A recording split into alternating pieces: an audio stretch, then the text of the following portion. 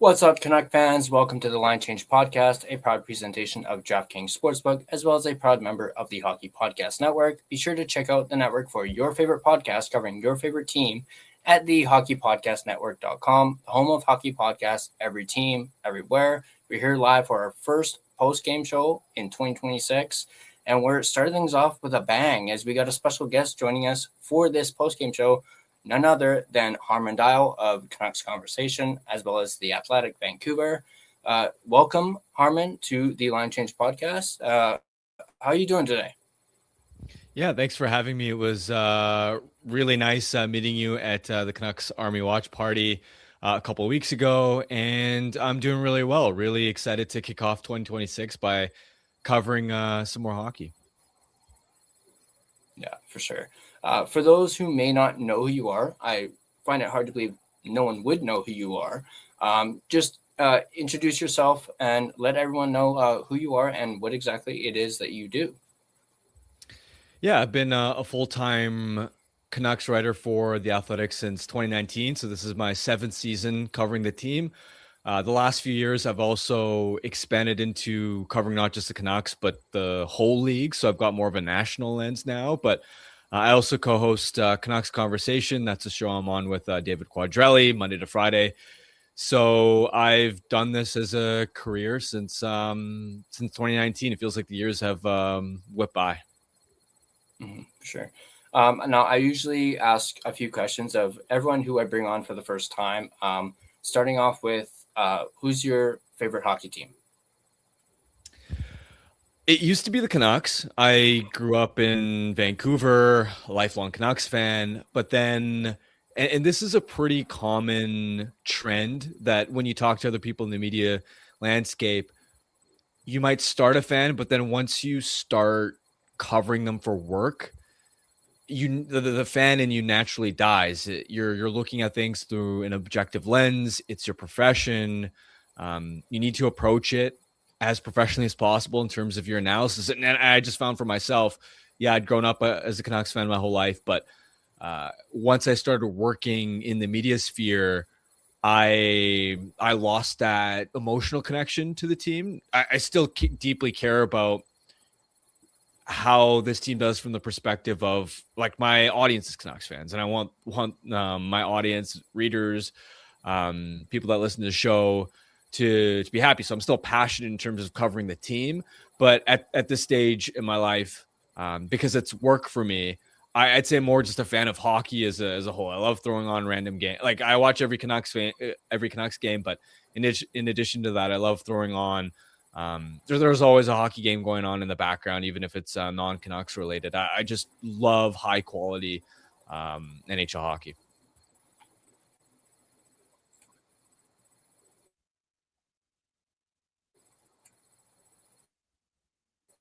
Yeah, fair. Do you have a favorite player by any chance? Could be Canuck or non-Canuck. Yeah, so I'd say Sidney Crosby. I fell in love with the 2011 Canucks. So pretty much anyone on that team could be fair game. But in terms of just a league-wide standpoint, as a kid, Crosby single-handedly made the Penguins my second favorite team to watch. Had a Crosby jersey as a kid growing up. Also had a Marc-Andre Fleury Penguins Winter Classic one. So, and then when he scored the golden goal for Team Canada at the 2010 Olympics happening here in Vancouver, that just cemented it further. So I'd have to say Sid.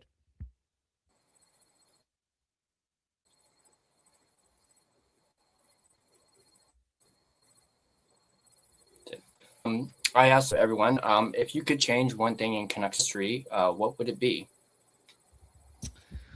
One thing in the Canucks history. Ooh, that's a good question. Probably one of the outcomes of either the 2011 final, that Game 7, or the 94 Game 7. I wasn't born yet for the 94 Game 7, but have obviously heard so many things about that and done the research. And of course, they were agonizingly close in that series against the Rangers. And then the 2011 one against the Bruins. I really thought that was the year. I thought that was the year they were going to get it done. They would go up 2-0 in the series. Then they go up again 3-2. You think, all right, they've got two cracks to get it done. Even when they lost Game 6, you still felt pretty confident that they were going to get the job done, even though their lineup was decimated by injuries, because at that point, game 6 loss, you're thinking, oh, well, they haven't won in Boston all series long. They're just going to win on home ice, as they have this entire series. And then for that to end up as 4-0 shutout, that'd be the one thing I'd change, because that Canucks team, to have multiple Hall of Famers on it, the Sedins, Luongo, Burrows, Bieksa, just the depth up and down lineup. It is a shame that they were ravaged by injuries. I think by the end of it, the Bruins were the healthier team. They had more juice left in the tank, and it's just a shame that group couldn't ultimately cross the line and win a cup, because they were a really special one.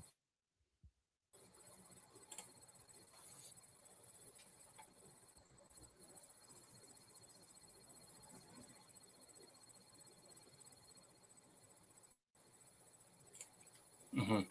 All right, let's get into this game. I have the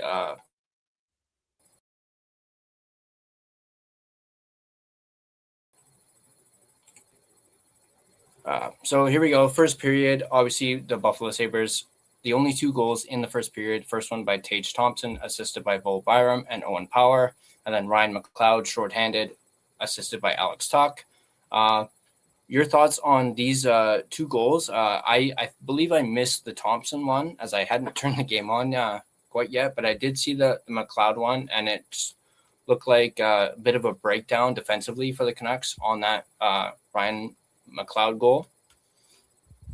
Yeah, the Thompson one was interesting, where it was a broken play, essentially, just the way that it developed.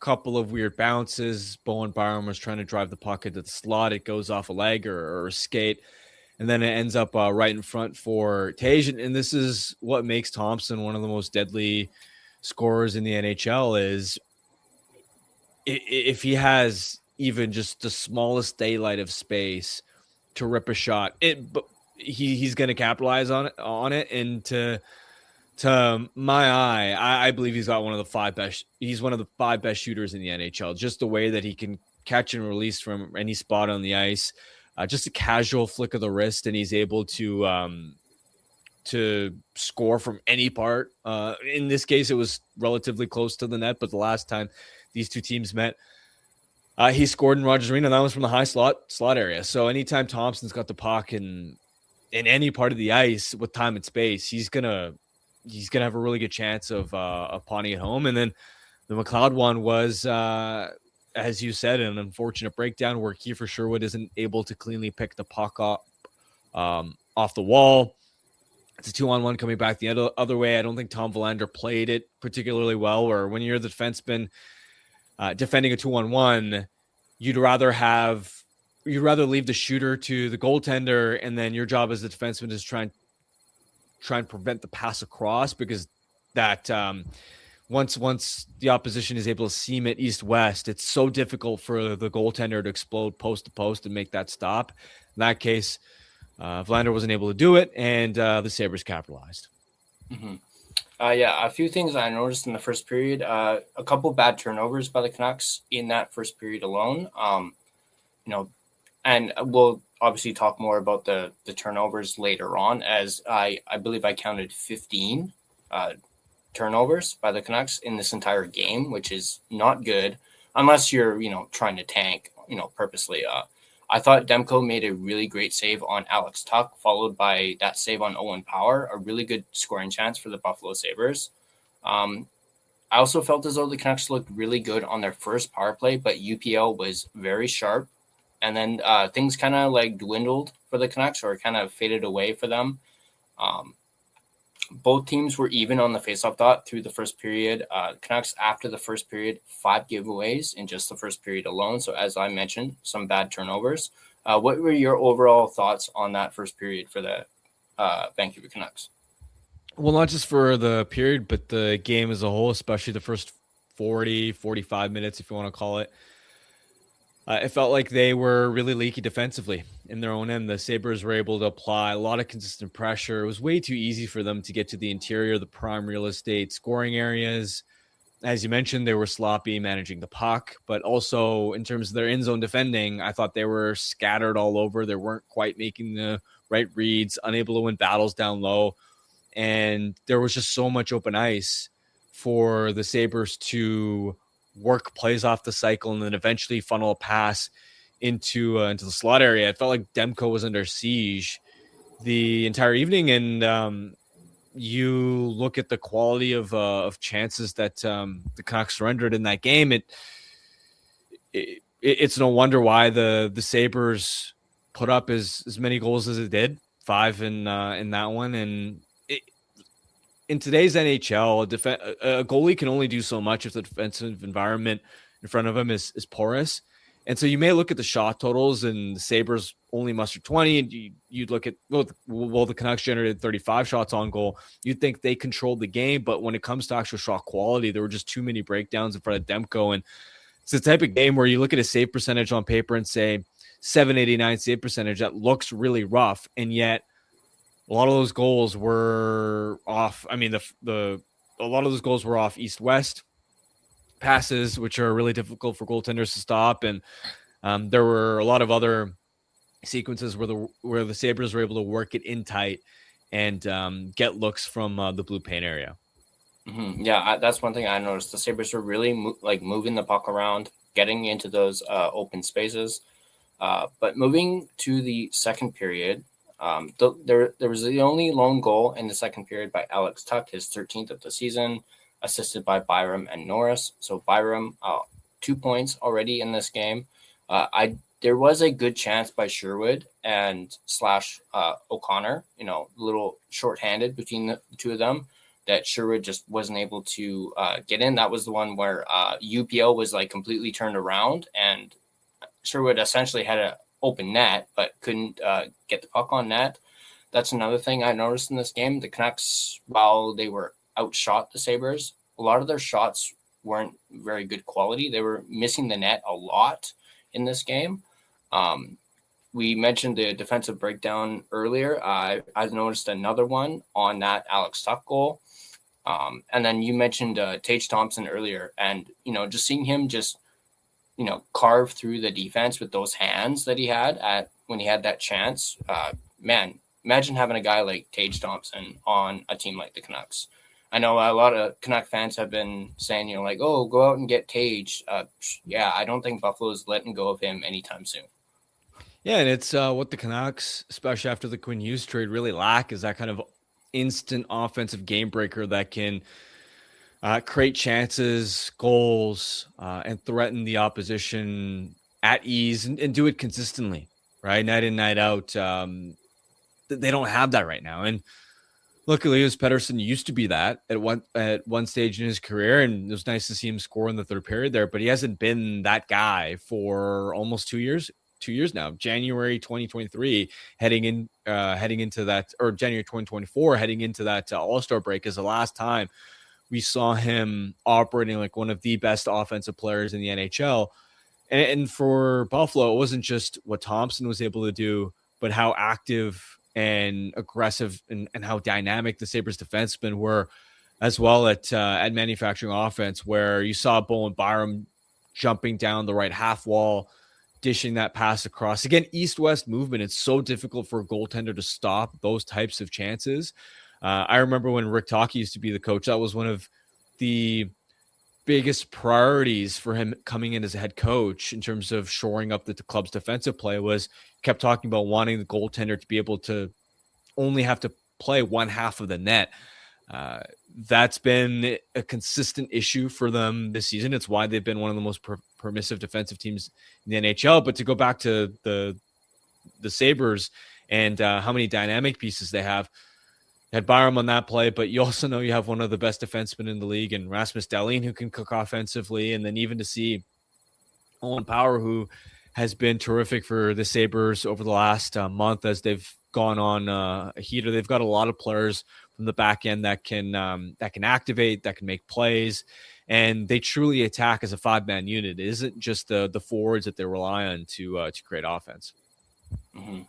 Yeah, I noticed a lot of the Sabres, controlling the play, kind of basically hemming the Canucks in their zone, for good chunks of the second period. I did make a note of Elias Pettersson falling down after getting bumped by Tage Thompson, trying to, do a little shoulder check into Thompson, and Thompson was just like not having any of it and just knocked him down. Gerald will probably really like the fact that I pointed that out because he likes to call PD Bambi. So I had to point that out for Gerald. Sherwood with a great chance in that second period. Oh wait, I already mentioned that, the one with UPL's back turned. But there was also a good chance for Jake DeBrusk, who we'll talk about in just a little bit. Just kind of mishandled the puck, driving the net. I already mentioned the Canucks missing the net a lot. Canucks were out shooting the Sabres 21-16 after 2 periods, but despite being down at this point 2-0. And then at this point, the Canucks were at 10 giveaways after 40 minutes, which is really alarming to see. Once again, both teams even in the faceoff dot once again, but I'm sure Canuck fans aren't really paying too much attention to the faceoff percentages between the two teams. More so the fact that the Sabres at this point were essentially embarrassing the Canucks through 40 minutes. Yeah, it felt like a game where they were outclassed for most of it, and if it wasn't for the furious comeback that they had in the third period, that stretch where they scored 3 goals and momentarily made it interesting, it would have been a pretty embarrassing scoreline. So yeah, through 40 minutes, it was difficult for them to find a lot of traction. Again, had some shots, but when it came to true grade A's, outside of the initial power play that they had in the first period, where they peppered 5 or 6 shots on goal, and that's where you thought, okay, they're manufacturing some quality looks as well. Outside of that stretch, it felt like a pretty listless performance for them through 2 periods. For sure. And of course, we move on to the third period where we had a bunch of goals compared to the prior 2 periods. You have Zach Metsa scoring his first NHL goal, assisted by Malenstein and Greenway. And then you had Jake DeBrusk, who actually drew the 4-minute penalty for the Buffalo Sabres, is able to score on the power play, his 11th of the season, assisted by Sherwood and Besser. So Brock Besser ending his point drought that he was on, not his goal drought, but his point drought that he was on, getting an assist there. And then, of course, Elias Pettersson with one heck of a shot where he just spins and fires it on net, something we haven't seen from PD really all that much this season. We've seen it in like flashes, but I thought that was a really nice goal by PD. Once again, assisted by Besser. So Besser with a 2-point night, and then Philip Hronek with the secondary assist. And then you had Liam Ogren, who made it interesting with his 3rd of the season, assisted by Marcus Pettersson and Linus Karlsson. So Linus Karlsson getting on the board when it comes to points. And then, of course, I mentioned in a tweet, Josh Stone basically icing it, ending the comeback for the Canucks with his 13th of the season. I did want to get into some bad and some good. For now, I have bad, just as, mainly talking about the giveaways by the Canucks. Basically, by the end of the game, they were at, I believe it was 15 by the end of the game, which is terrible. Mind you, the Sabres weren't much better. I think they were up to like 9 or 10. Did you see anything else that was bad from the game other than, the score? Yeah, I mentioned the defensive zone coverage. Felt like they were running around at times, not quite on the same page, and really, it's the East-West stuff. I can't stress this enough. Where you look at a lot of the research that's out there, and the shooting percentage for a shot that's preceded by a pass across the slot is around 30%. So it goes in nearly one in every 3 tries, and yet a couple goals of that exact variety. In this one, it was something that hampered them, especially on the penalty kill through the first quarter of the season. At points in December, you notice them start to shore some of those areas up, and some of those breakdowns weren't quite as egregious. But this has been a trend again, where the last handful of games they are giving up a lot more defensively, and I think big picture, what it means for the rest of the season is I find it hard to believe how they're going to escape a bottom 3 finish, which is good news if you're on Team Tank. But yeah, I mean, that was my biggest takeaway in terms of what wasn't going right, and as well, it's nice to see Pettersson scoring that spinning shot, but I thought his wingers for a lot of the night were quiet. I know Besser picked up a couple of assists. I don't think he necessarily did a lot to drive. It's not as if his assists were instrumental. They just were pretty normal puck touches that eventually led to the goals. I'd like to see him more involved from a defensive standpoint, right? That line was on the ice for a couple of goals against, especially when the Metsa line scored, right? That's when the Sabres have their fourth line on, you don't expect your top line to be hemmed in there. So I'd say that was that was an area where you would have liked to see them perform a little bit better. And to me, that wasn't on Pettersson, that was on his wingers. Besser, I also thought Kane's defensive effort at times was lackadaisical, and that's been a trend over the last few games as well, where I think his effort level away from the puck needs to be higher. Beyond that, I mean, it's a lot of the same storylines that we've come to expect, where since Quinn Hughes' departure, it's been harder for this back end to transport the puck cleanly up the ice. That's why sometimes you end up in situations where they get hemmed in for some of these long defensive zone shifts, is because they don't have a player that can just effortlessly wheel the puck out, be the one-man breakout machine that Quinn Hughes functioned as for the Canucks. So those are some of the areas that stood out from that game. I do have a couple, a couple good that I kind of noticed. I don't know if you may have noticed them, but one I did put was Filip Hronek. I thought he looked pretty okay. Like, he wasn't, spectacular, but I thought he looked decent, and he continues his strong play this season, especially with, the departure of Quinn Hughes. I did put down, Besser ending his point drought with his 2 assists. I also added Sherwood, who adds to his point totals with all the trade speculation around him, and also apparently the Canucks now wanting to re-sign him now. I saw earlier. But I guess also another good would be Liam Ogren, once again, getting a goal, and then maybe that Pettersson goal. But I thought Pettersson had a bit of an off night, but so did his wingers, as you just mentioned. Looking at the game stats here, it says here 34 shots on goal, but it was actually 35. I did this pretty quickly, so they probably updated it. But yeah, as you can see, there are 16 giveaways for the Canucks, 15 for the Sabres. So a bad game for both teams when it comes to giveaways. 12 block shots for the Sabres, 8 for the Canucks, 17 hits to the Sabres, 16. Sabres slightly better in the faceoff circle with a 51.8% to the Canucks' 48.2%. And of course, the Canucks managed to score on the power play, and the Sabres were not able to get a power play goal. Was there any good that you may have noticed, considering? Yeah, I think even though Besser, I thought his performance was only okay throughout, and as I mentioned earlier, I didn't think that the plays he made on those goals where he picked up assists were necessarily standouts. You hope at least picking up a couple points can lift his confidence so that he can be more of an impact difference maker, where he can be more noticeable.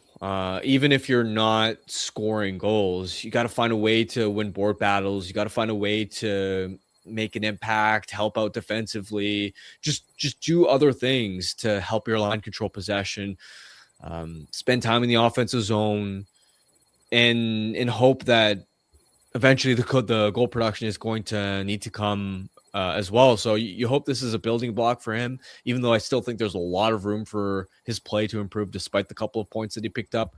I'd say DeBrusk, since he's been scratched, has had a lot more jump in his game. He's been more noticeable in the forecheck, scores again tonight, living in and around the net. That's the kind of play you want to see from him on a really consistent basis, being involved, showing some energy, hustle, getting on the scoreboard offensively.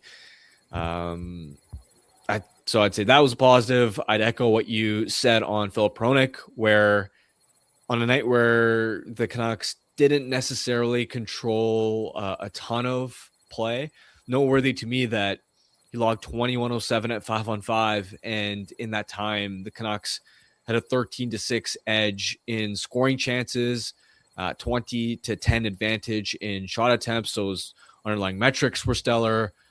Wasn't on the ice for a single 5-on-5 goal against. And he continues his trend where he's been this team's clear number one defenseman since Quinn Hughes departed.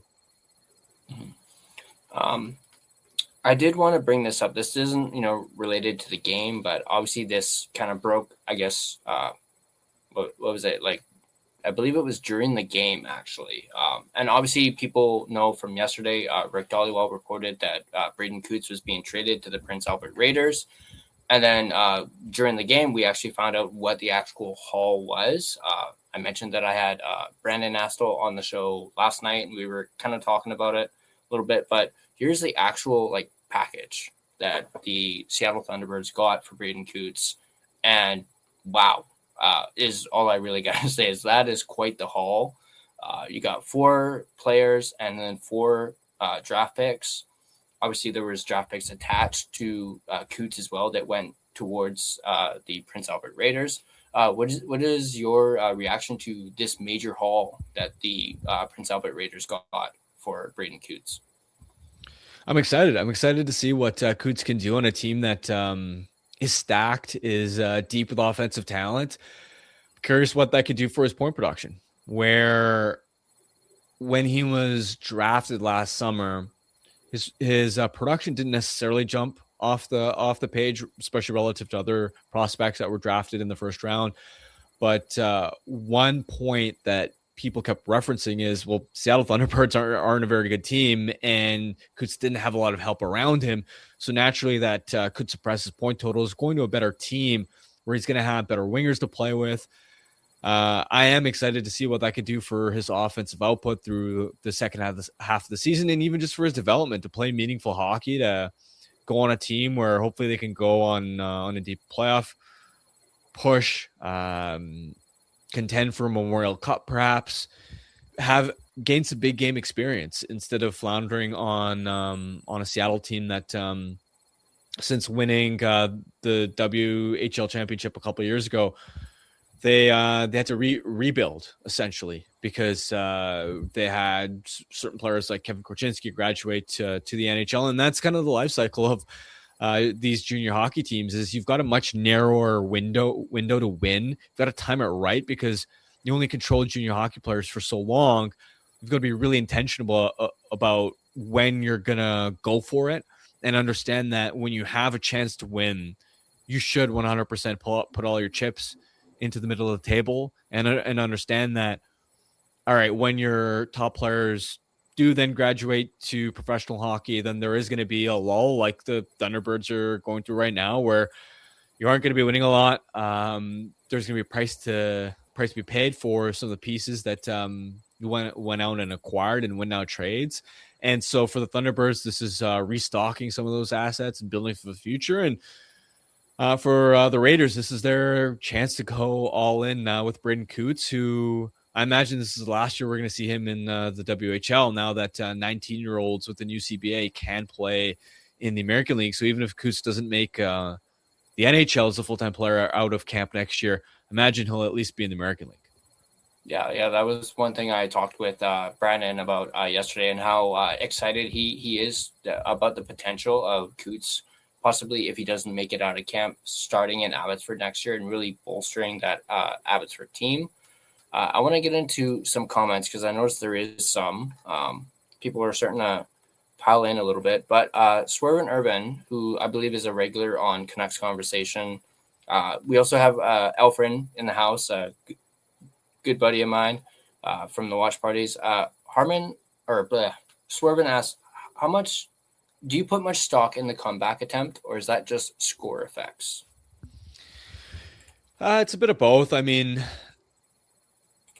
I'd say one thing it does show you is that despite the scoreline, they didn't just roll over, and I think that matters when you've got a young group that you're trying to build the right culture, and it's tough to do because at a certain point, the talent deficit is too great to overcome, where you are going to be losing a lot of games. But the one thing you don't want to see is on certain teams where things haven't gone well for a long time, what will happen is you go down a couple of goals, and then it feels like a team is just going through the motions. So it is nice to see some pushback, some fight, that they aren't just going to mail it in, that they aren't just going to quit it, and especially when you have a young guy like Liam Ogren contributing in the scoring as well, that's nice to see.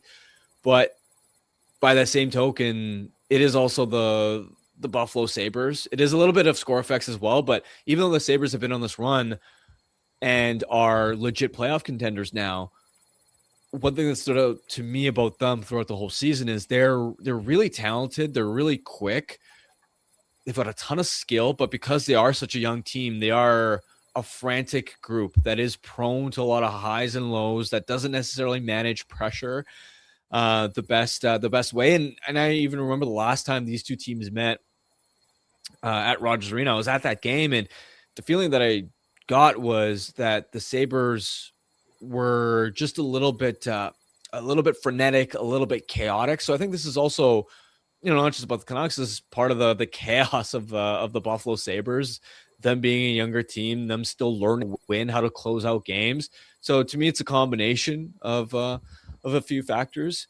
And ultimately, again, I'm on Team Tank. So at the end of the day, even though the comeback attempt was valiant, the regulation loss helps their chances of finishing low and landing as high of a draft pick as possible in the summer.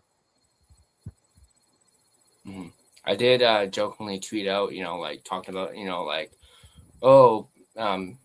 those who are Team Tank are probably loving this score. This was when it was, I believe, 3-0 at that point. And I jokingly said we should start cheering for the Winnipeg Jets, cheering for them to win so we can be last. Because right now, obviously, Winnipeg is, 9-game losing streak. They are dead last in the league, and we're kind of competing with the Winnipeg Jets for that last spot. We have another question from Urban, and he asked, has there been any word on what teams have offered in a trade for Kiefer Sherwood? So I haven't necessarily done a lot of poking around on this. We've seen, I think, reports from a few different insiders sort of speculating that if the Canucks had been offered a first-round pick by another team, they would have already pulled the trigger on it. It's an interesting spot for them. The one thing I will say is I know that the Canucks are open-minded about what a return for Kiefer Sherwood actually looks like. It's not just we want draft capital. If there's they're generally open-minded when it comes to we want U25 assets in general. So if there's an equivalent young player that they really like, they'll be open-minded about targeting that kind of player. Or if it's even a younger prospect, a 19, 20-year-old that hasn't broken into the NHL yet, but who the organization is maybe a little bit high on. Now, I'm still of the mindset that you should be targeting draft capital in all likelihood, because if other teams are offering you, let's say, a 23-year-old, it's probably a reclamation project, and those reclamation projects just hit at a pretty low rate, as we've seen in Vancouver, not just during Jim Rutherford's time as president of hockey operations, but even going back to the Jim Benning era, when they made all those age gap trades for names like Sven Baertschi, Lyndon Vey, Adam Clendenning, Derek Pouliot, on and on. So yeah, I would sum it up as kind of saying, clearly based on some of the reports that are out there, no team has really blown the Canucks away based on the offers. They are open-minded about the return, and Ultimately, I'm curious to see where his what the return for Kiefer Sherwood trade actually looks like.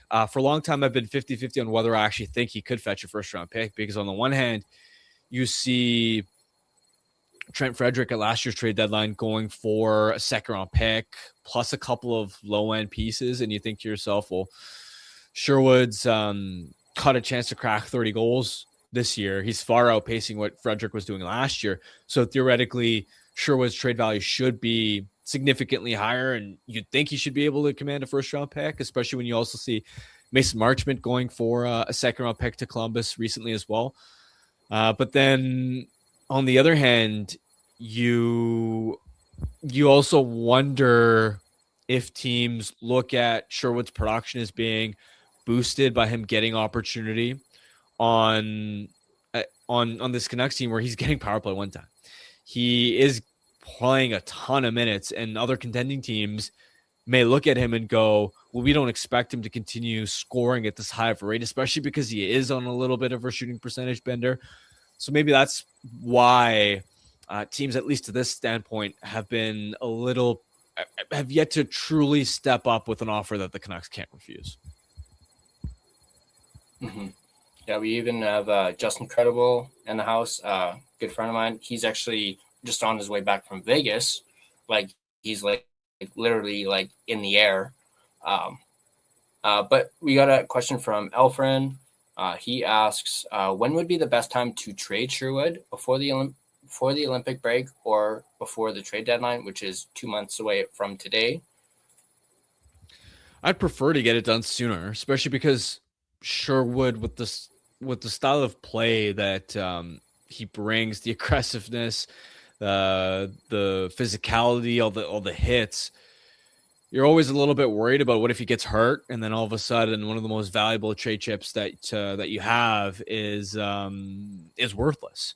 So that's always a worry that lingers in the back of my mind. And the Canucks are in a spot where there are a lack of sellers in the NHL right now. A lot of teams haven't figured out exactly where they are, even teams further down in the standings, where I imagine a team like Winnipeg, even though they probably should be pivoting towards selling some of their pending UFAs off, I imagine that with half the season still left and the Western Conference being as, still being relatively compressed, and with the West in general just being pretty bad compared to the East, that they probably haven't completely waved the white flag on their season yet. Now Calgary's come back down to earth a little bit. They've lost a couple in a row, but their winning has put them in a spot where they are maybe still in a wait and see mode when it comes to decisions on names like Rasmus Andersson, Nazem Kadri, Blake Coleman. But Nashville, another example of a team that they've been on such a great heater, and with that in mind, that probably delays their decision on whether they're listening and really ready to move off of Ryan O'Reilly, Steven Stamkos, Jonathan Marchessault. So the point I'm trying to make is you're in a spot right now where there aren't a lot of clear sellers right now, and the closer you get to the trade deadline, teams will naturally fall out of it. They'll make more of their players available. And then so all of a sudden, if you're a team in the market for a middle six forward, you've got more options than just to keep for Sherwood out there right now.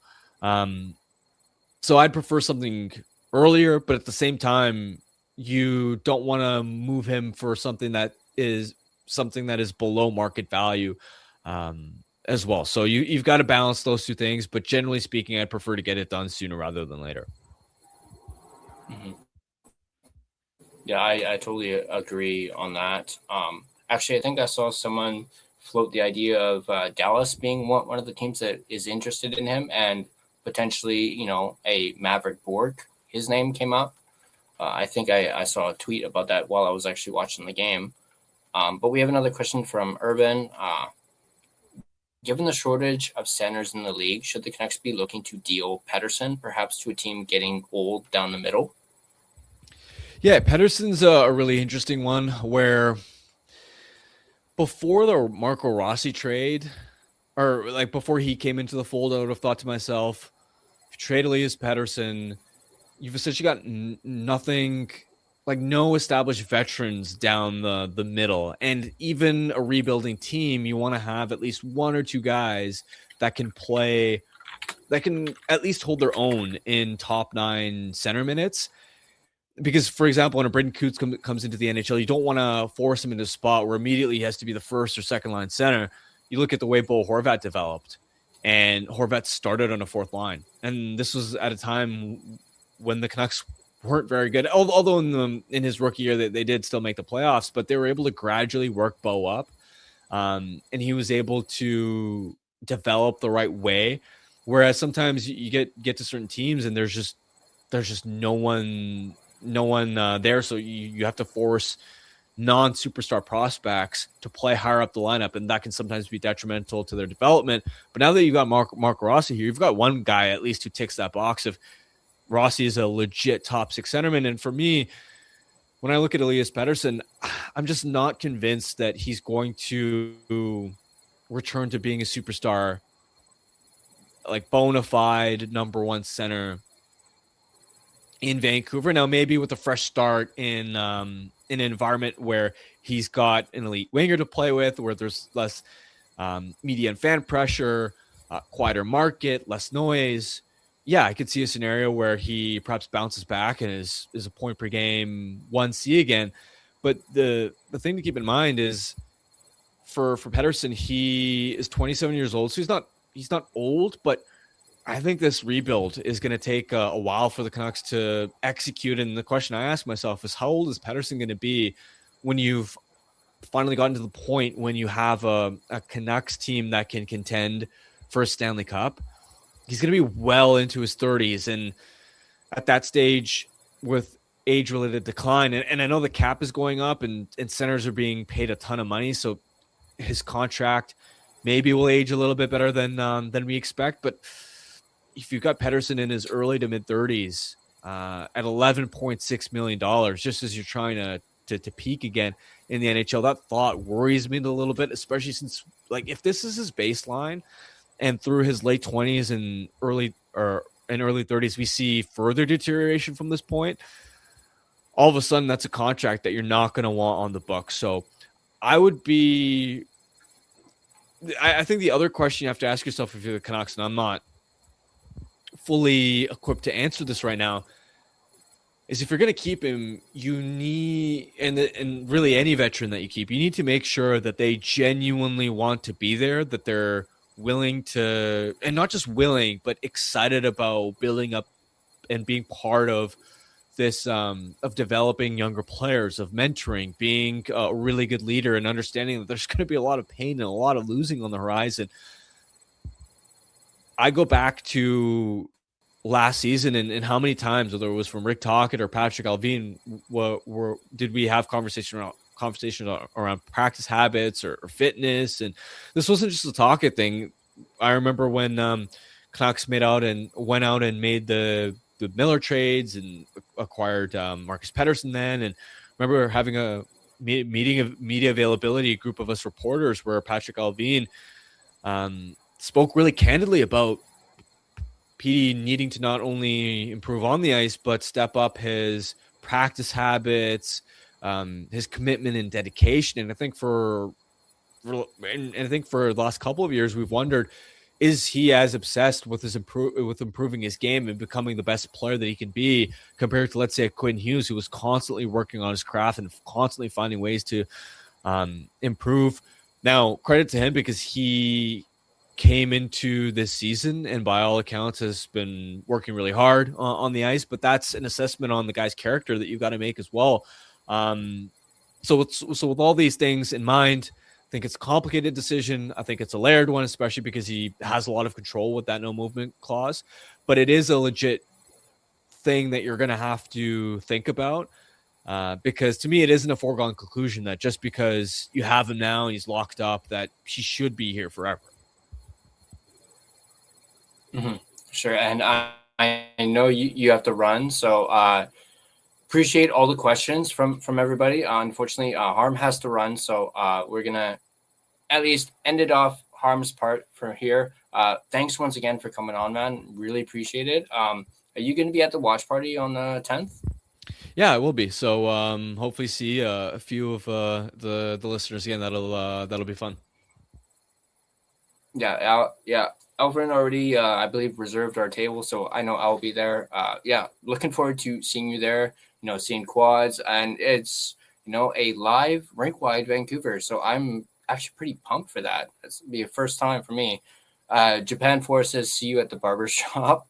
I guess he's mentioned that you guys both have the same barber, Steve there. But yeah, once again, thanks for doing this, Harm. I really appreciate it. And hopefully we can do this again. Hopefully Gerald can actually be a part of it. I know he's playing basketball right now. But once again, thanks for doing this, Harm. Really, really appreciate it, man. Yeah, thanks for having me, and I'll see you on the weekend. Yeah, for sure. Thanks, man. All right, that was Harman Dayal of Canucks Conversation, as well as The Athletic Vancouver. And yeah, that was a lot of fun having Harm on. I was, pumping it up, saying, it's going to be fire. And what a way to kick off 2026 than having Harman Dayal on the post-game show. We've had, quads on a couple times. And I figured got to have the other half of Canucks Conversation on. So I'm glad that I was able to get this done. Now we just need Jacob to come on, and then we can do the trifecta for Canucks Conversation. But I'll dive into your comments. I might actually message Gerald to see if he's going to come on or when he's done basketball. Maybe you can continue the conversation about this game, although I don't know if there's much more to talk about when it comes to this game. As I mentioned when Harman was on, it was pretty embarrassing performance by the Canucks. I was, having a hard time watching this game. Granted, I was like kind of in and out when it comes to watching. I was, trying to get everything set up graphics wise, like the scoreboard and whatnot, and doing my best to pay attention. But it was very, very difficult to do so, considering how dominant the Buffalo Sabres were tonight. And man, it looks like the Buffalo Sabres are kind of on the up, especially ever since firing their GM. That's kind of, I believe, right around the time when the Sabres started going on that hot streak, was when they hired their new GM. His name slips my mind right now. But why don't you guys let me know in the comments what you guys thought of this game? We can talk a little bit more about it. But I'm going to do my mid-show sponsor read, and then we can talk more about the game and, the very poor performance by the Canucks in this game. But I want to start off by thanking my primary sponsor, none other than DraftKings Sportsbook, the official sports betting book of the NHL. The jaw-dropping moments that make hockey, hockey.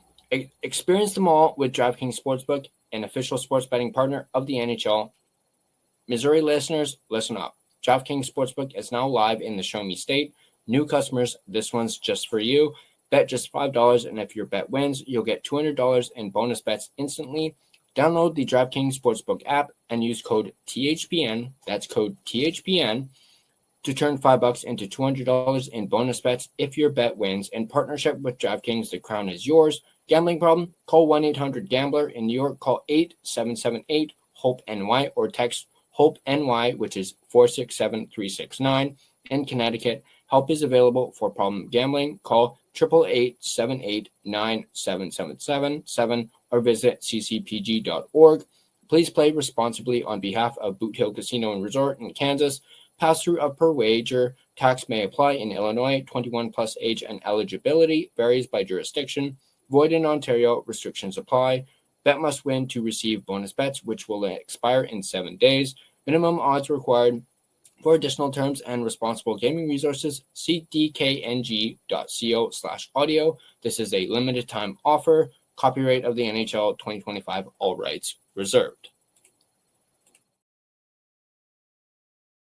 All right, thanking my secondary sponsor, the maker of this amazing artwork you always see behind my shoulder and the amazing artwork that you see right in front of you, Gassy Jack Art. Go ahead, check them out at gassjackart.com. All right, let's dive into a little bit more of the game. First off, as I mentioned at the top of the post-game show, first post-game show of 2026. So happy New Year to everyone watching and all my listeners.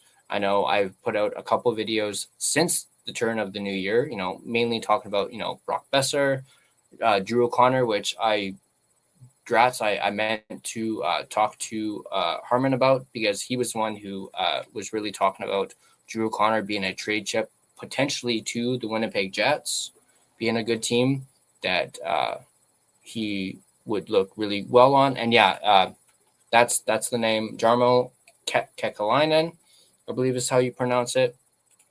Buffalo GM. Swerven says, word is that he came in and simply told them that they needed to work hard and anything less would be unacceptable. This message was to players and coaches.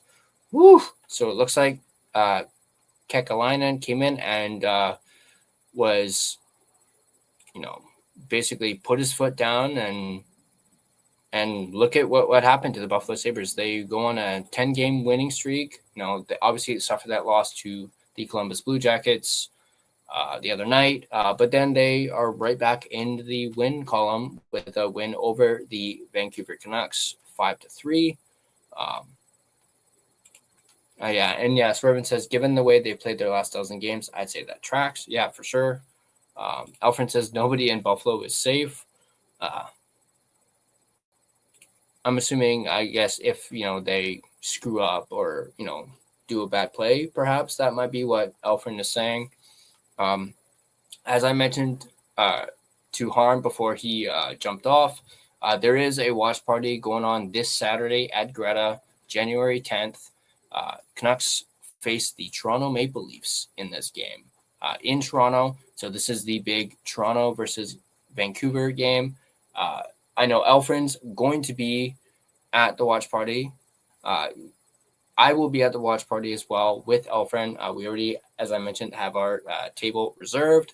And as I mentioned, it's going to be a live showing of Rink-Wide Vancouver. So J-Pat and Irfan Gaffar will be there at the watch party, and they're going to do a live Rink-Wide after the game. So that is going to be very, very interesting. So if you want to come on down, it is a free event. You just have to make a reservation. I'm sure if you watch Canucks Conversation or Sekeres and Price, you guys can find the number for Greta to book your table. I don't have it right in front of me, unfortunately. Irvin, I like watching Harman's eyes in Canucks Conversation. It always looks like he's having a Vietnam flashback when the other guy is talking.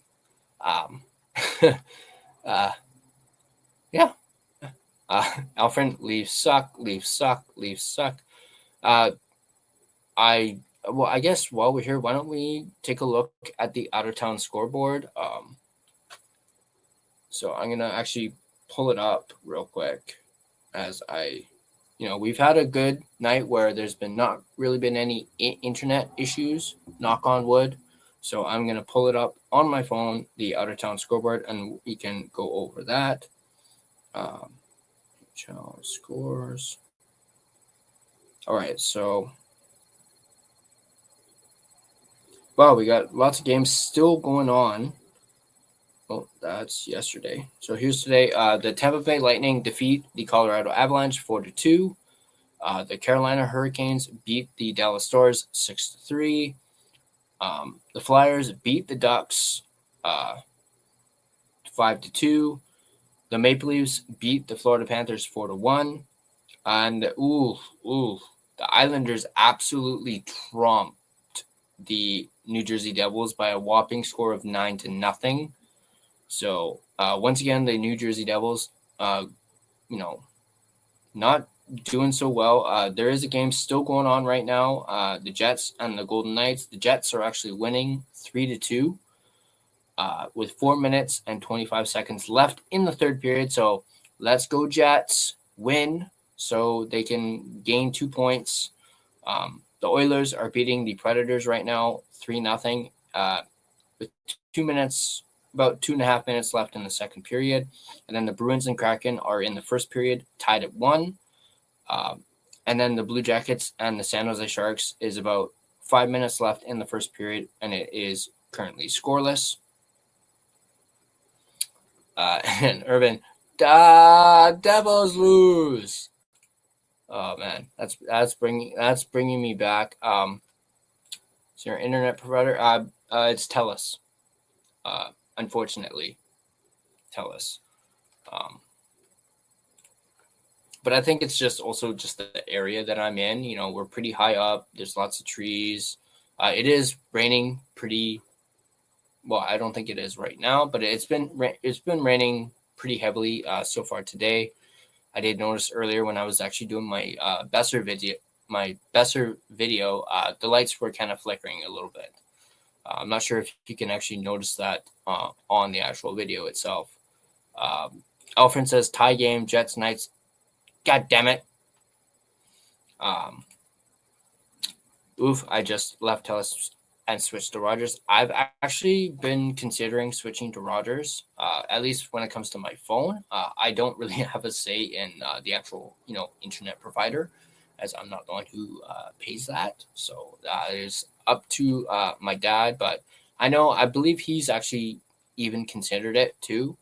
We do every now and then have people from Rogers actually knocking on our door and asking us if we want to switch. And I believe at one point my dad came like very close to switching to Rogers. But certainly I wouldn't mind having Rogers. I think it's the one company that I've not had, when it comes to like a cell phone or anything like that. I've always been with, TELUS or Bell or Fido at one point. Bell absolutely hated me, and the feeling was mutual.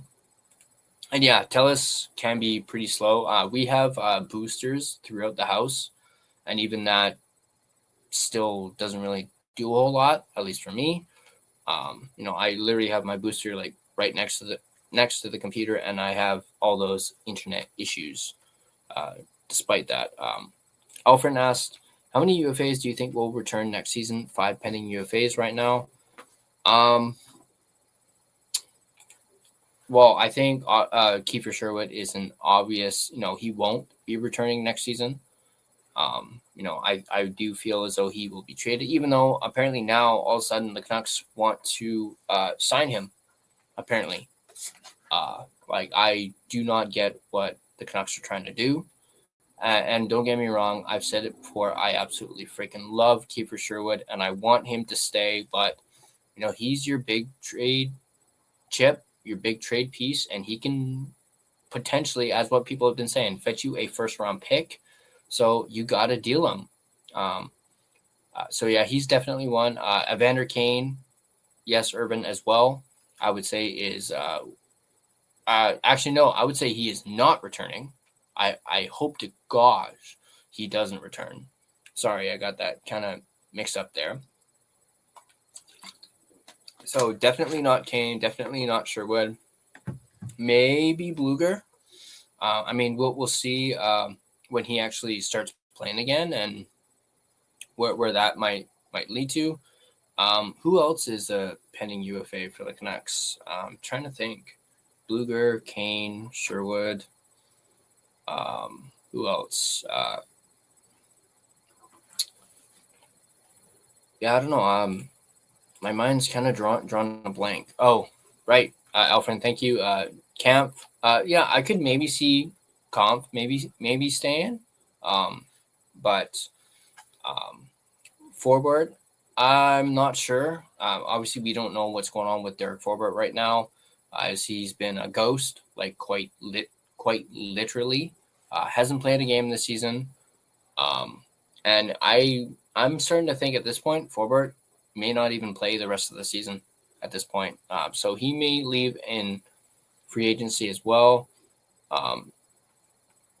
Irvin says, if Sherwood is on board, knowing that the Canucks won't be contending anytime soon, it might be the only case to keep Sherwood at a team-friendly price or a no-trade clause.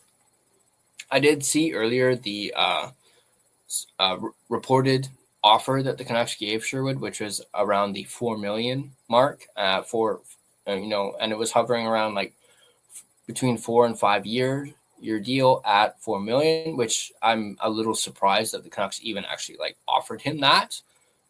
Because I know the Canucks were not willing to go to 5, which is basically the starting point that Sherwood wants. Sherwood, re-signing or extension starts at a 5, and the Canucks offered him 4, which I don't think is all that bad. And I talked about in my Nucks report the other night that Sherwood wants to be here. He loves it here. He seems like someone who could potentially maybe be willing to take a discount, kind of like Besser. So maybe if the Canucks were to up their offer to maybe 4.5, maybe he might even like consider it if it means, staying with this group and, being on this team for not necessarily long term, but, the next 4, maybe 5 years. We're not even really sure what he wants when it comes to term. We know what he wants when it comes to AAV, but yeah, definitely like what Urban just said, it's the logical thing to do is to cash in on Sherwood and get picks back. I mentioned to Harman, the idea potentially of, trading him to Dallas and maybe getting a guy like Maverick Borg in return. I'm actually very high on Maverick Borg. Maybe even Fraser Minton, who we saw when the Canucks played Boston. Apparently, Boston is very interested in Sherwood, despite the fact that during that, Vancouver-Boston game, they couldn't stop hacking his ankles, which actually kind of was really bothering me. Because it's like, you guys want this guy, but you're hacking him in the ankle, in the shins. Irvin mentions Jack Devine out of Florida. Yeah, he could be a potential. Irvin, I'll say this. If I was GM and I had young players, I would be pointing them in Sherwood's direction, telling them to work as hard as that guy or you're not playing. That's actually pretty good. Yeah. I mean, I know some Canuck fans are even saying, like Sherwood is captain material. And yeah, I agree to an extent. Yeah, definitely. Sherwood is most certainly captain material. I mean, hey, maybe use that as a bit of a bargaining chip for maybe keeping Sherwood around. Alfred, if Sherwood signs with Vancouver, does that mean Sherwood wants to be here while Canucks go for a rebuild of whatever it is? Yeah, I would say so. If he chooses to, not, maybe go lower than 5 million, if he's willing to take, 4.5, or maybe just under 5, yeah, I would definitely say that, it means that he wants to be here. Like he mentioned, in that interview that, he loves it here, and he's really blossomed into a offensive player since signing with Vancouver, and the Canucks getting him at a bargain deal. Alfred, is Sherwood really captain material though? I don't see how he can be captain of the team. Yeah, I'm just seeing some people saying that he could potentially, he's shown, he's got that dog in him. Like, obviously, you need other traits to be a captain. I'm still kind of on the whole Garland train when it comes to, potentially the next captain for the Canucks. I could also maybe even see Besser, considering he's the longest tenured Canuck.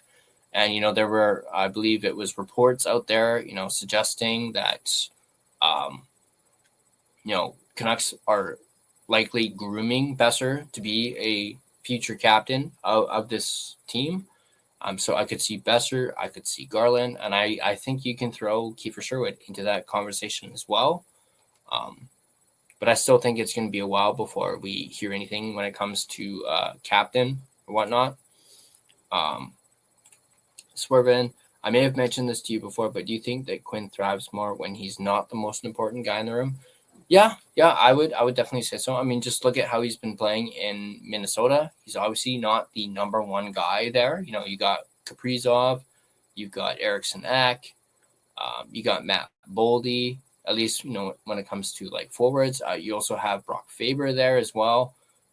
And yeah, he's not, not all the lights are shined on Quinn Hughes in Minnesota like they were here in Vancouver. People were watching him like a hawk. I mean, yeah, you could still argue that, people are still doing that in Minnesota because they're in awe of the skill that Quinn Hughes possesses. But yeah, I definitely do think he thrives more when he's not the most important guy in the room, and he doesn't have to do everything himself. Irvin, him being captain in Vancouver felt like when you're at a job so long that you accidentally become a shift manager. Yeah, I agree with you on that. And I say that speaking from somewhat experience. Like, as good as Quinn is as a player, he's amazing. Some people just aren't mentally wired that way. Yeah, I mean, obviously, when he was initially named captain, we were all, I don't know if we were surprised by it, but he was obviously the logical choice at the time. He was, the best defenseman in franchise history. I mean, he wasn't at that point, but he was, on the precipice of being so. And I guess out of the three potentials that were there, like Pettersson, Miller, and Quinn was obviously the logical choice. But he was also the more quiet one. I mean, you could say Petey was and is still pretty quiet. But I guess the Canucks, Patrick Allvin and Jim Rutherford, felt Quinn was, their guy. And then obviously, this past season, we saw things, that we didn't really normally see from Quinn, like the whole, not, skating after a puck, trying to keep a puck in the zone, him kind of zoning out and kind of being checked out at times. We had never seen that previously up until this season, but I believe at that point he was, basically checked out. Obviously, we heard more recently that it was reported, I don't know if it was confirmed or not, but apparently Quinn actually requested a trade, but the Canucks were able to keep it on the down low when that whole trade went down. But yeah, apparently Quinn actually went to his agent and basically said, get me out of here. So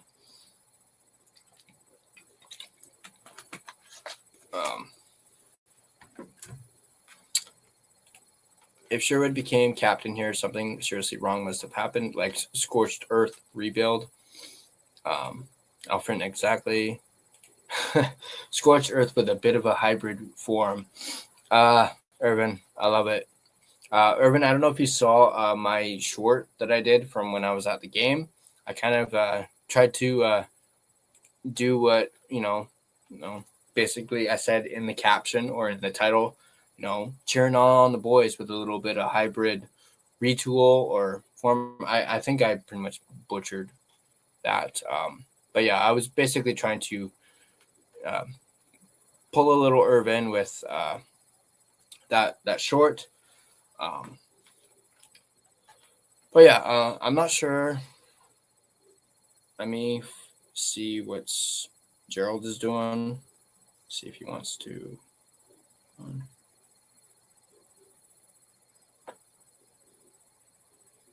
I think Gerald mentioned that he was playing basketball until at least 8 o'clock. Let me just quickly message him, see what he's doing. Swedish accent. Oh, what, like my Patrick Allvin impersonation? Vancouver, the Vancouver. The Vancouver Canucks.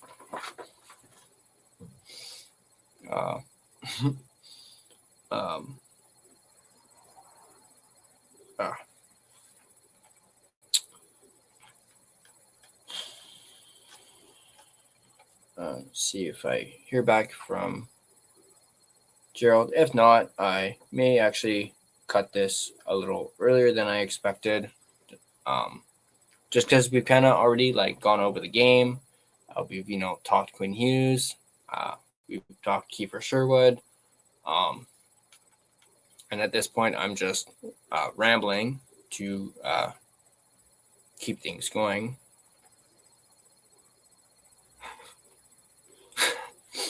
Irvin, oh man, this is good. Say a retool with a bit of a hybrid form.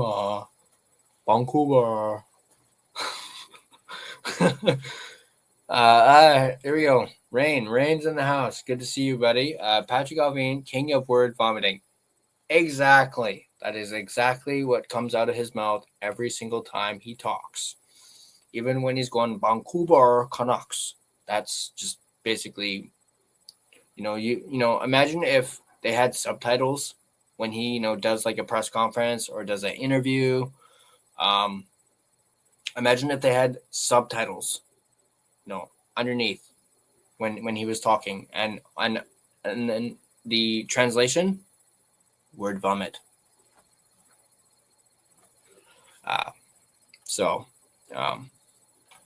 Urban says, yeah, all good. I got to start making dinner. Yeah, I should probably actually eat my dinner. It's kind of been sitting here. My wife actually brought me home dinner.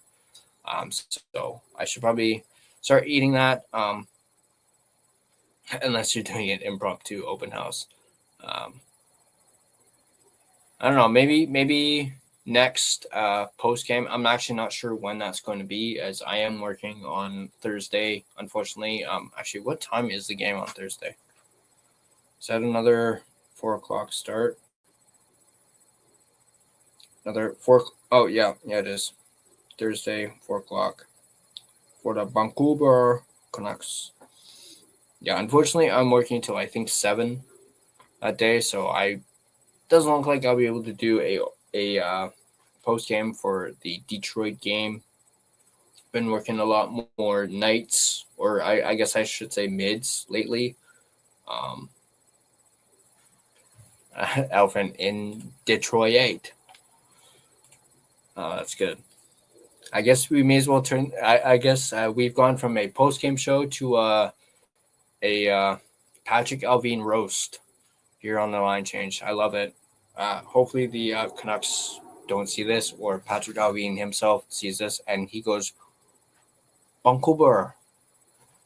But yeah, I will for sure let you guys know when the next post game will be. My schedule's kind of flip flopped around. I don't have set days off anymore.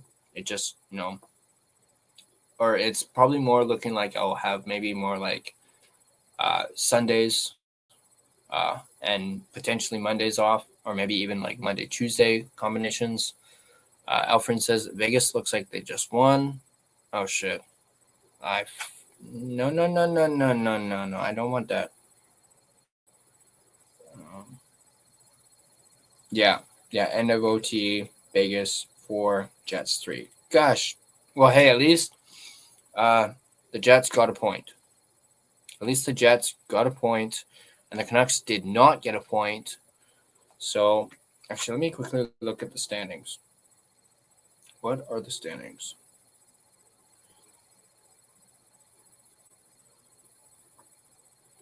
I don't care about Eastern Conference.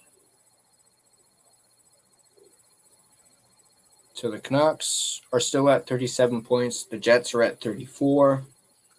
I'm not sure if that's updated. It says updated as of 7:53. So, yeah, the Jets have got a point, but the Canucks are still ahead with 37 points. Swervin with the whole Darth Vader. No. Alfred Hellebuck pushed the puck into his own net. Oh, brother. That's not going to be good for my fantasy. I'll tell you that right now. Oh, boy. Hang on. I mean, still kicking ass in my fantasy. Oh, Jack Eichel got me an assist. Noise. I mean, even with the loss, Hellebuck still got me like 228 points. Holy crap. Hey, Bobby, how's it going? I haven't heard from Gerald. He's playing basketball. He mentioned that he would be done by hopefully 8 o'clock, which would mean he'd probably take him maybe half an hour to 45 minutes probably to get home. I'm not sure where exactly he's playing basketball, if it's near his house or whatnot. But yeah, Irvin, hopefully he does that in the Olympics too, with Connor Hellebuck. Yeah, definitely. Actually, why don't we kind of go over that a little bit while I try and wait for Gerald. He hasn't gotten back to me yet, but we haven't really talked about the Olympics too much, and Team Canada in particular. Not really mentioning the World Juniors. Obviously, that was very disappointing that Canada ended up not losing to Czech once again. But hey, at least they got a medal this year and, settled for bronze. And Braden Coots is a bronze medalist. Now, let's take a quick look at the Team Canada roster. I want to bring this up if I can. Let me see if I can share a screen.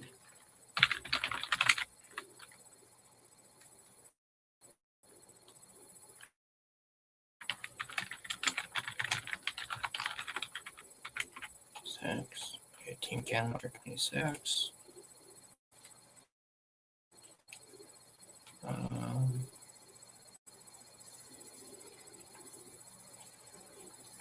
Okay, we got projected roster. I want the actual roster.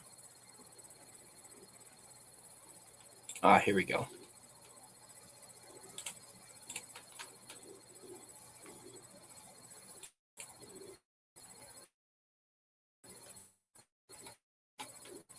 Okay, now let me see if I can share this. Bring this up.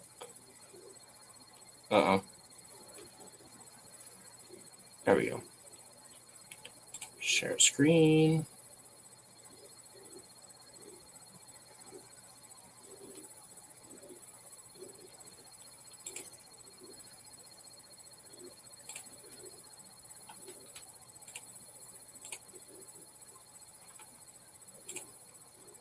Whoops.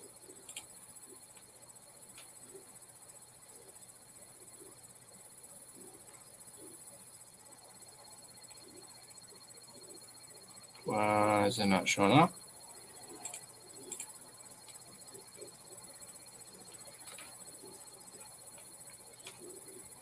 Why is this not showing up? Oh, that's why I have the wrong thing. There we go. All right. So Team Canada roster for 2026 Winter Olympics includes Celebrini, Horvat. Let me see if I can zoom in on this so you guys can actually see. Damn it, I can barely see that.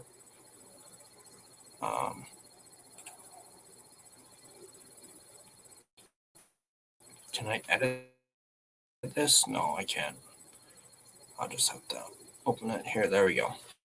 Okay, so the forwards, you have Macklin Celebrini, Anthony Cirelli, St. Croix, Bo Horvat, Nathan McKinnon, Brad Marchand, Mitch Marner, Connor McDavid, Braden Point, Sam Reinhart, Mark Stone, Nick Suzuki, Tom Wilson. Your defensemen, you have Drew Doughty, Thomas Harley, Cale Makar, Josh Morrissey, Colton Parayko, Travis Sanheim, Shea Theodore, Devon Taves, and then your goalies, you have Jordan Bennington, Darcy Kemper, and Logan Thompson. I know a lot of people are talking about the snub for Connor Bedard, not cracking the roster, but Macklin Celebrini doing so. And yeah, as what Urban said, a lot of people going off about Jason Robertson being snubbed for Team USA.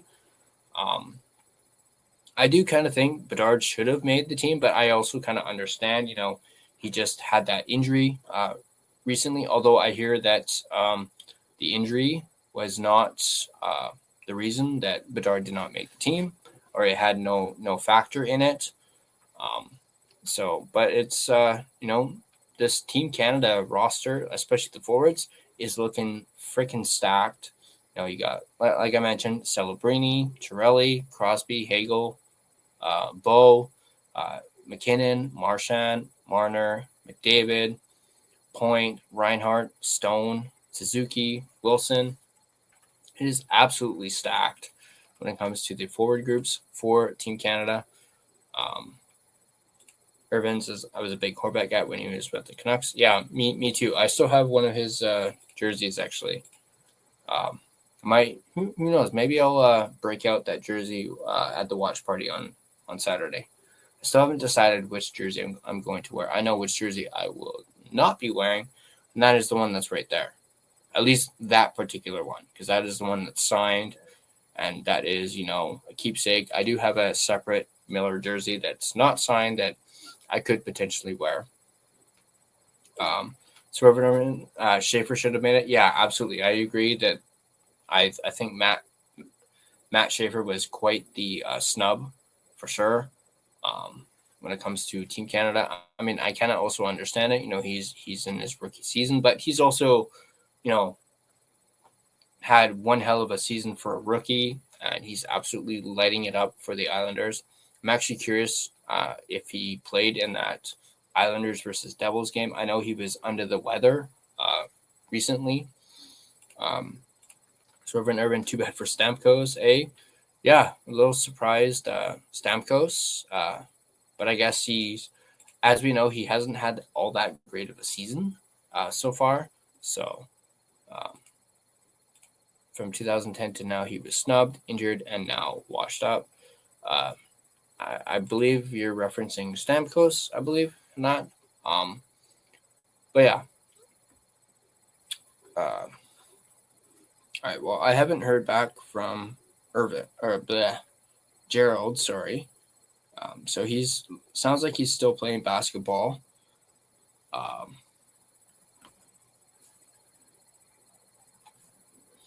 So Schaefer did play today. I wonder how many goals he had in that 9-0 rout.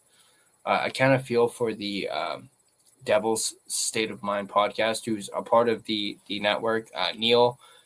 Kind of feel for him. He's a big New Jersey Devils fan. He also does the Flames cast with Kyle. Definitely that's got to sting, that type of loss for the New Jersey Devils. But I know they're on a bit of a downward spiral themselves as of late, along with the Canucks. But I think I'm actually going to call it there. We're about an hour and 23 minutes, and we're long past us having Harman Dayal on. So, and I could use some food.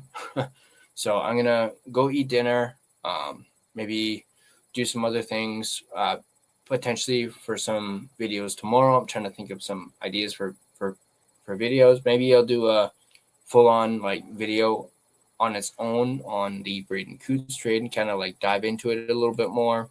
Perhaps I'll do that tomorrow. But as always, I hope you guys enjoyed this post-game show. I know I kind of went on a bit of a tangent. We talked about other stuff, but the main thing for this post-game show was having Harman Dayal on, and that was absolutely fantastic, and I absolutely loved it. Actually, let me go back because there was some. Actually, I think I started them. Oh, no, I didn't actually. Here, where was it? Elfren, great interview. Yeah, this definitely probably one of my better ones. Japan for Steve, awesome show. Thanks, buddy. Swerve Evan, what a G. I believe you're referencing Harman, not me, which is totally fine. Totally fine. Irvin, all good, brother. CCC tonight. Yes, I'll be there. I'll be watching. I actually just renewed my Hall of Fame membership, so that's great. Who knows? Maybe I'll actually find that upgrade button and upgrade to legend once again, because it's been a while. But yeah, definitely I'll be watching Clay later tonight for sure. Once again, hope you guys enjoyed this post-game show with Harman Dayal. I had an absolute blast talking with him and having him on, discussing the game, getting his analysis and his insight on the game as well. And I hope you guys enjoyed it too. And if you did like it, be sure to hit that like button. And if you want to stay up to date on all your Vancouver Canucks content, be sure to smash that subscribe button and turn on your notifications so you don't miss a single video. If you can find and interact with us on social media, Facebook, Instagram, X, TikTok. Feel free to give us a follow on all of our social media platforms. And if you want to join the discussion and talk all things Canucks, join our Discord. There is a link in the description down below. It's completely free to join. And if you prefer an audio version of this podcast, you can find us on both Spotify and Apple Podcasts. On Spotify, feel free to give us a follow, as well as rate and review us on either platform. And also, if you have a favorite episode, feel free to download it, as that really helps out the podcast. And obviously, rating and reviewing also helps out the podcast as well. So go ahead and do that. It would be very much appreciated. But that's going to do it for the post-game show tonight. Once again, the Vancouver Canucks fall to the Buffalo Sabres by a final score of 5-3. So the Canucks once again lose, and I guess so far here in 2026 are, have yet to win a game here in 2026. They were like, what, 0-2? Or are they 0-1 here to start off 2026? I don't even know at this point. Let's just tank and get either Gavin McKenna or Ivan Stenberg, or who knows, maybe get, Caleb Malhotra. But anyway, I hope you guys enjoyed. Once again, to those that were here watching when Harman was on, thank you for watching. Really appreciate every single one of you. And once again, a very happy new year to everybody. I got big things planned for 2026. Obviously, with it being January now, it's about 11 months since I've been doing this. So almost at that 1 year mark. Hopefully we'll be able to do something for that 1 year mark.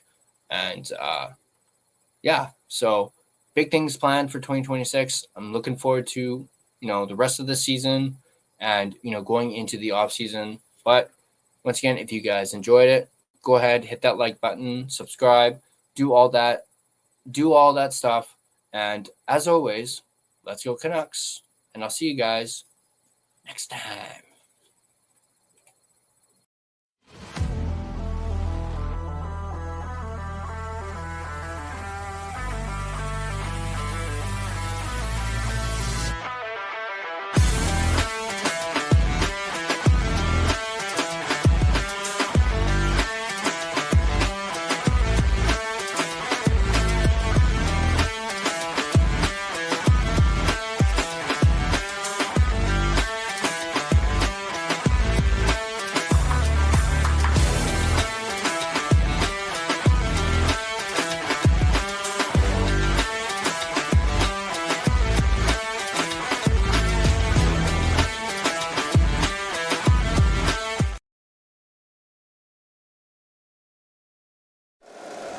If you like the show, please take a moment to rate, review, and subscribe. It really does help the show to grow. Thank you for listening.